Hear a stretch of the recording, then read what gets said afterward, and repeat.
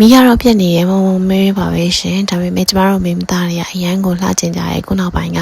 ညဘက်ကို skin care ပဲနဲ့အိတ်လို့ရှိရင်ကိုအပြစ်တစ်ခုလိုခံစားနေကြရတယ်ကျမတို့ main ကလေးတွေအတွက်ကကျမညဘက်လည်းမမမဲမဲနဲ့ရှိတဲ့မင်းလေးကိုထွန်းပြီးတော့ skin care ပါမယ်ဒါမျက်နှာတစ်ခက်ပြီးပေါ့နော်ကျမမျက်နှာတစ်ပြီးတဲ့အခါကျတော့တိုနာယူဆုံးလေးနဲ့ကျမတိုနာကကျတော့လေဂွန်ဘက်တွေပါနေယူလင်းချမလို့သူ့တပြိုရဲနဲ့တင်တော်တော်လေးအဆင်ပြေ brightening တိုနာတဲ့လိမ့်လိုက်တာနဲ့မျက်နှာသားလေးလေးလင်းပြီးတော့ဖွဖွလေးဖြစ်သွားတယ်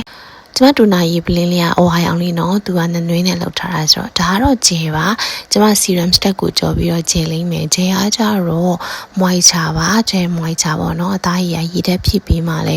စူးစူးကြည်ကြည်ပြောင်လေးဖြစ်မှာဆိုတော့ဒါရည်တက်ဖြစ်ကျမဂျယ်လေးကို moisture လေးလိမ့်ပါတယ်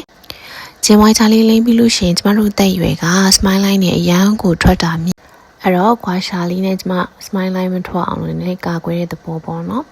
ကဲမီကတော့တဖြည်းဖြည်းနဲ့မိန်လာပါပြီအားတွေတော်တော်ရော့လာပြီဒါကတော့ night cream ပါ night cream ကကျမလိမ့်တဲ့ night cream ကလည်းအဝါရောင်လေးပါပဲ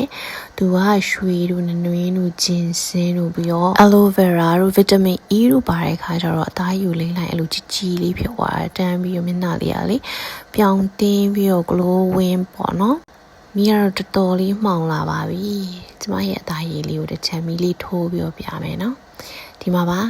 ကဲဒါဆိုရင်ကျမ skin care ပြီးပြီ bye bye